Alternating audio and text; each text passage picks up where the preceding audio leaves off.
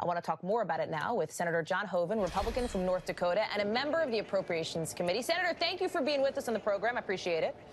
Good to be with you, Hallie. Let's talk money, because some estimates show that these tax cuts could cost as much as $4 trillion. How do we pay for this? Right. So the net actual cost will be $1.5 trillion. That's what's allocated in the budget agreement. Overall, it'll be about $4 trillion. So we'll have to find offsets of about $2.5 trillion. And so that's where we look at some of the tax expenditures that are currently in the code that we would try to take out as part of the reform effort. You say offsets like it's offhand. That's a big deal. This is a huge issue for Republicans who are not going to want to be adding to the deficit trillions and trillions of dollars. Right, but remember, that's under a static growth model. If you look at dynamic growth, you're going to see a lot of economic growth, and that's going to create revenue, even with the lower taxes that we think is actually going to help to reduce the debt and the deficit. President likes to call this tax reform. This is really just tax cuts, though, correct?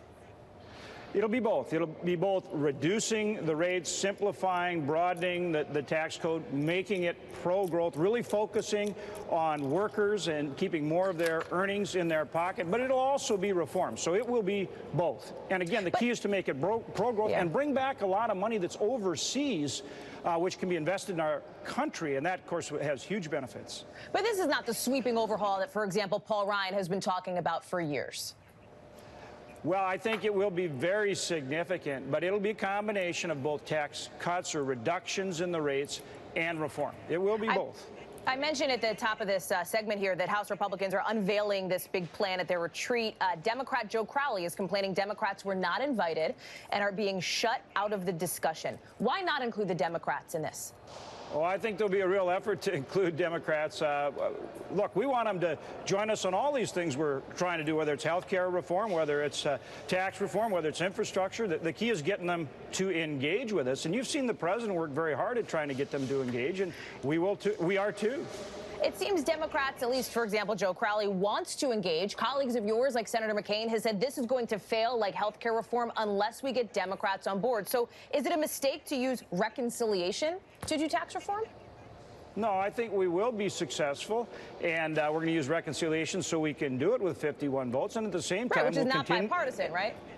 And at the same time, we'll continue to try to get Democrats to join with us. Absolutely. But we're determined to get it done, and we want to get it done by year end. But I guess what I'm asking is, if we're talking about the lessons learned from health care, one of the lessons seems to have been that you can't count on Republicans to get it done alone. That is what you're counting on when it comes to this tax plan, isn't it?